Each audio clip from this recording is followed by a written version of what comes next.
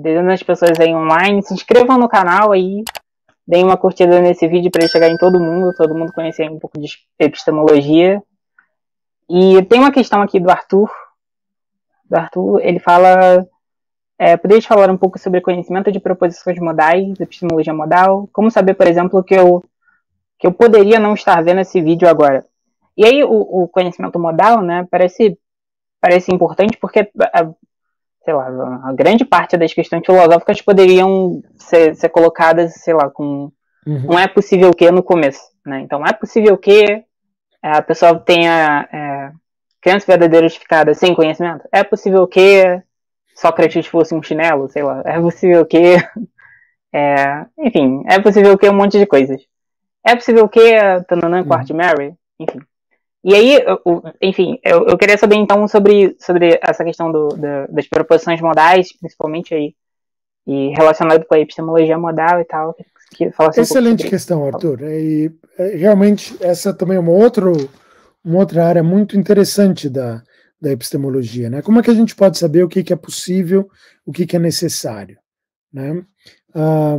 E na verdade um dos livros que eu estou escrevendo é exatamente sobre isso, né? E é uma questão que me interessa bastante, né? E há, como sempre, há várias posições filosóficas diferentes sobre como esse conhecimento se daria. Uma que você encontra, por exemplo, em certo sentido, em trechos de Descartes, o próprio Hume também, e que depois foi articulada recentemente, é a ideia de que você poderia conhecer por imaginação. Eu vou imaginar alguma coisa e aquilo que eu imagino, se não tiver contradição, é possível. E, portanto, eu vou conhecer pela imaginação, né, pela minha capacidade de imaginar coisas. Eu acho que essa é uma resposta muito ruim. Ela não responde às questões centrais. E entendendo a imaginação no sentido estrito. Não, eu estou diferenciando imaginação e o que é concebível. Eu acho que você pode conceber certas coisas que você não tem como imaginar, né? Dá um exemplo. Eu acho que imaginar é um processo de criar imagens, né? Você imagina algo criando imagens, né, mentais sobre certos processos, né? Então, o próprio exemplo do Descartes, você consegue imaginar uma figura de 1034 lados? Né? 1034, e distingo agora ela de 1018. Né? Você consegue imaginar essa diferença? Eu acho que a resposta é não. A gente não tem, quer dizer, você entra o acesso epistêmico que a gente tem com a imaginação não é tão refinado a esse ponto. Todavia, não tem o menor problema de distinguir uma figura de 1038 lados e uma figura de 1016 lados. Né? Por quê? Porque eu tenho como conceber essa figura. Porque eu estou usando conceitos. Eu não estou imaginando. O conceito é figura de 1036 lados. Figura de 1016 lados. Então eu estou concebendo. Eu tenho um conceito que me permite ter acesso a um certo objeto. Eu não tenho como imaginar esse objeto. Não com esse grau de precisão. Então eu estou falando primeiro por imaginação. Eu não acho que imaginação ofereça uma forma da gente conhecer o que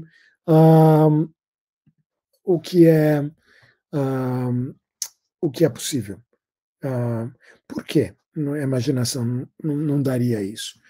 Em primeiro lugar, porque o conhecimento, a gente viu antes, né, ele é factivo. Se você conhece alguma coisa, essa coisa é o caso. A imaginação, todavia, não é factível. Por quê?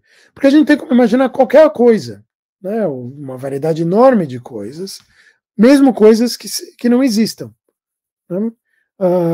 Então você pode imaginar, por exemplo, um hambúrguer voador. Né? Então imagine um hambúrguer sai voando por aí. Tá, imaginei. Não existe esse objeto, mas ele é imaginável. Né? Isso mostra que esse objeto é possível? Eu acho que não. Não por isso. Por quê? Porque eu também posso imaginar coisas impossíveis. Né? Então, o fato de eu imaginar uma coisa não garante que essa coisa seja possível. Né? Eu vou dar um exemplo que eu acho interessante. Você consegue imaginar um retângulo, um círculo quadrado? Imagine. Um círculo quadrado. Bom, se é círculo, a distância que ele tem de todos os pontos do centro é a mesma, então você tem um círculo. Você tem um quadrado, bom, se ele é um quadrado, essa distância não é a mesma de todos os pontos, ele tem 4 lados. Existe um objeto que seja, ao mesmo tempo, um círculo e um quadrado? A resposta é não. Né? Se ele é um círculo, ele não tem como ser um quadrado, são objetos que se excluem. Então, você não teria como imaginar um círculo quadrado. Eu acho que você pode. E eu vou usar um exemplo do Roy Sorensen, que eu adoro. Na verdade, não só imaginar, você consegue ver um círculo quadrado, pelo menos a representação de um círculo quadrado. Qual é essa representação? É simplíssima. Considere uma linha. Esse é o círculo quadrado visto de lado. Então, tudo bem, tá. Eu tô roubando um pouco. Aí tá roubando, tá roubando. Então, eu concordo, eu tô roubando um pouco, mas a ideia seria o seguinte, né? Se a imaginação não for restrita, ela permite com que você imagine coisas que não é óbvio que sejam possíveis. Né? Então, o meu exemplo do hambúrguer voador, eu acho que ilustra isso. Né? Quer dizer, para que o hambúrguer voe, né, ele tem que ter alguma característica nele que permite com que ele se propele para cima e saia voando. Né? Mas aí não seria mais um hambúrguer. Né? Vai ser um outro objeto. Então não me parece que você mantém o objeto ao tentar imaginar que ele tenha certas propriedades. Então, ainda que você possa imaginar o hambúrguer voador, porque aí a única coisa que você precisa fazer é pegar o hambúrguer e imaginar que ele está voando pelo ar, né? Ainda que você consiga imaginar, não me parece que isso é possível. Né? Não seria um hambúrguer nesse caso. Ou se quiser um exemplo mais concreto, é possível porcos voarem, né? Você fala, bota a asa nele, ele sai voando, né? Mas espera um pouquinho. Um porco, dado o peso que ele tem, né? Dado o tamanho de um corpo, deste corpo, então tem que ser um porco, tem que ter as características de um porco, né? E não basta colocar asas neles, né? Porque ele vai ser muito pesado para sair voando. As aves voam, mas elas são extraordinariamente leves. Né? As aves que têm peso próximo ao porco, ainda assim, são muito mais pesados. Um avestruz, por exemplo, não voam. Elas são pesadas, são grandes demais para isso. Então, quer dizer, se você pensar um porco como tendo as características que tornam ele um porco, não é óbvio que você possa dizer que eu sei que é possível que porcos voem, ainda que eu possa imaginar. Né? Então, o que tem por trás dessa reflexão? Eu acho que a gente tem menos conhecimento modal do que a gente pensa. Eu acho que se você refletir cuidadosamente sobre os objetos, você vai notar que com frequência a gente não sabe se certas coisas são de fato possíveis ou não. Como é que você sabe se certas coisas são possíveis ou não? Você tem que considerar as propriedades deste objeto. É a partir das propriedades desse objeto, propriedades modais que esse objeto tem, que você vai descobrir se certas coisas são possíveis ou não. Por exemplo, a mesa na qual eu estou sentado agora, ela tem uma propriedade modal, ela é frágil, ela é quebrável. Se um elefante sentar em cima dela, ela vai quebrar. Né? Como é que eu sei disso? Ainda que nenhum elefante jamais chegou perto dessa mesa. Né? Como é que eu sei que se um elefante se sentar nessa mesa, ela vai quebrar? Porque ela tem propriedades modais. Ela é frágil. Né? Dado o peso de um elefante e a resistência que a mesa é capaz de colocar, esse peso é muito maior do que o elefante. Então eu tenho um conhecimento modal. Esta mesa é quebrável. Né? Como é que eu tenho esse conhecimento? Porque eu tenho acesso a propriedades modais desta mesa. Né? Note que eu estou falando de propriedades modais, mas eu não estou pensando em propriedades como entidades abstratas, né? Como objetos em outros mundos, né? Mundos possíveis. Eu estou interessado na propriedade dessa mesa. Eu não estou interessado porque, por exemplo, eu não estou interessado em saber o que aconteceria com uma contraparte desta mesa num outro mundo possível, que tem as mesmas propriedades desta mesa e na qual o elefante de fato se senta nela. Né? É assim que, por exemplo, David Lewis, com o realismo modal dele, vai dizer, como é que eu sei que é verdade que esta mesa é possível que ela se quebre se um elefante se sentar nela. Né? Lewis vai dizer, bom, porque existe um mundo exatamente como o nosso, onde esta mesa, uma contraparte dessa mesa, existe nesse mundo, e um elefante de fato se senta nessa mesa. Né? E a minha resposta a isso é, ok, eu não estou interessado no que acontece num outro mundo possível. Na verdade, eu nem sei se ele existe. Eu sei que este mundo existe. Eu estou interessado nesta mesa, não no que vai acontecer numa contraparte dessa mesa num outro mundo. É esta mesa que eu quero saber. E o fato de que... E a minha pergunta é, como é que você sabe, como que Lewis vai saber, que naquele outro mundo, se um elefante se sentar nela, ela de fato quebra? Né? Novamente, quer dizer, se essa informação é relevante, eu estou interessado nesta mesa e neste mundo. Né? E o que eu tenho para saber que ela quebra se um elefante se sentar nela é o meu conhecimento da mesa e das propriedades modais que ela tem. Onde essas propriedades modais surgem com base nas propriedades da mesa. Então, o nosso conhecimento modal, onde nós temos esse conhecimento, ele vai surgir por conta do nosso conhecimento das propriedades modais dos objetos em questão. Onde essas propriedades modais são características desses objetos. Não são para ser interpretadas, as propriedades, como entidades abstratas, como entes em outros mundos possíveis, como proposições ou como coisas desse tipo. Porque eu estou interessado neste objeto. Então, nesse sentido, a epistemologia da modalidade não é muito diferente da epistemologia como um todo, porque ela está baseada em conhecimentos do mundo, só que vão ser propriedades modais desse mundo. Né? E, tal como outros aspectos da epistemologia, uma série de coisas a gente já não vai saber. Né? Então, por exemplo, eu poderia ser um ovo frito. Né? Você pode dizer, olha, ok, tem uma série de transformações que você poderia fazer em mim. Né? Primeiro eu teria que me transformar num ovo, daí você fritaria esse ovo. Né? E se essas transformações forem todas contínuas e aceitáveis, eu me transformei num ovo frito. A questão é possível que eu me transforme num ovo frito ou num ovo e ainda assim seja o Otávio? Né? Então um essencialista, por exemplo, vai dizer, olha, o Otávio tem propriedades essenciais aí. Né? O essencialista vai dizer que não, porque eu vou perder essas propriedades a hora que eu me transformar num ovo. Eu não tenho mais as propriedades, seja lá quais forem minhas propriedades essenciais. Né? Presumivelmente, minha humanidade, racionalidade, ou seja lá o que for, essas coisas vão desaparecer a hora que eu me transformar num ovo e vão desaparecer mais ainda a hora que esse ovo for frito. Né? Então a questão seria, você poderia dizer, não é possível que o Otávio se transforme num ovo frito. Né?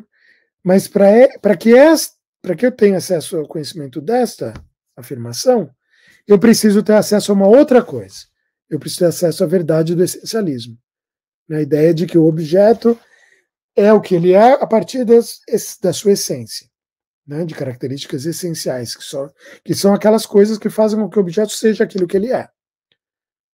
E a questão é, essencialismo é verdadeiro? Como é que eu sei que o essencialismo é verdadeiro? Se eu não sei a verdade do essencialismo, eu não tenho como saber a verdade de que é impossível que eu me transforme num ovo frito.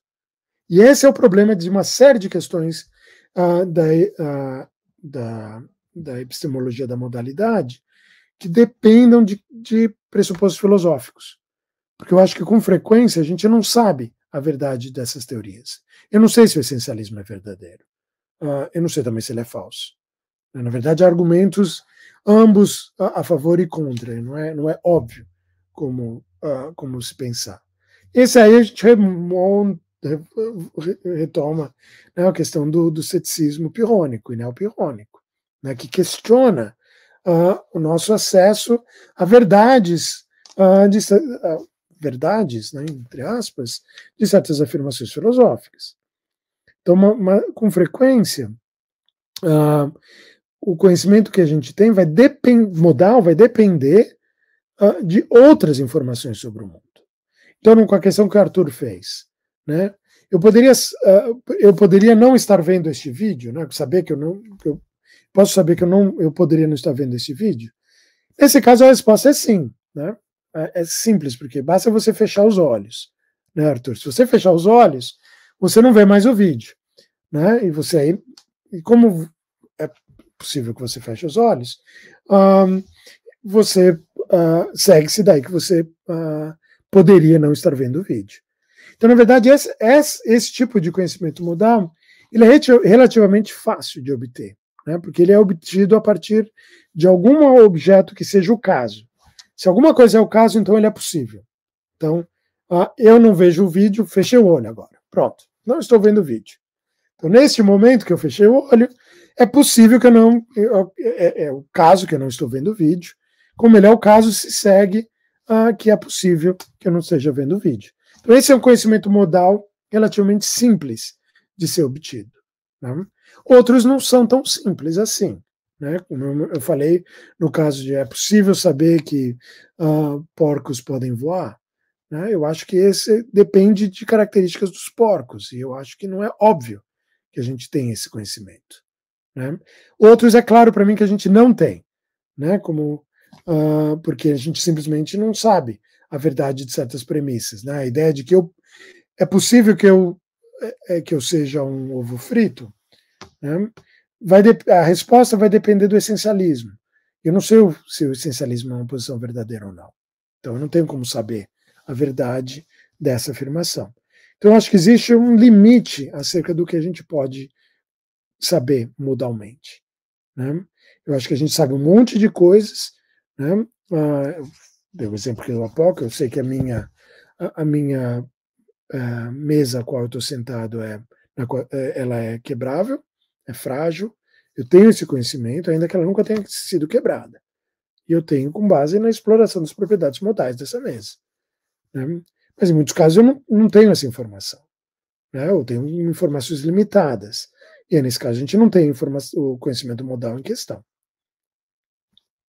Mas essa é uma área fascinante, né? E há muitas teorias diferentes de modalidades, né, epistemológicas. Eu mencionei minhas dúvidas, né, acerca da teoria da imaginação, tem teorias de o que é concebível, conceivability, tem teorias com base em inferências com princípios, tem teorias contrafactuais. No livro, eu e o Scott Tsiolkovsky, que eu estou escrevendo, a gente vai considerando cada uma delas e mostrando como elas têm problemas, né? E então que o conhecimento modal que a gente tem é mais limitado do que os filósofos sugerem. O que significa que o conhecimento filosófico também é mais limitado. O que é exatamente de se esperar, né, de um bom cético, como eu. Olá, se você gostou desse vídeo, você pode ajudar financeiramente em padrim.com.br/elomarinho, doando a partir de R$1 por mês. Se quiser fazer uma doação única, também pode usar a chave Pix, que tá aqui na descrição. Todo o valor é reinvestido no canal. Se não puder, tudo bem. Já ajuda muito dar uma curtida nesse vídeo, compartilhar e se inscrever no canal Filosofia Acadêmica.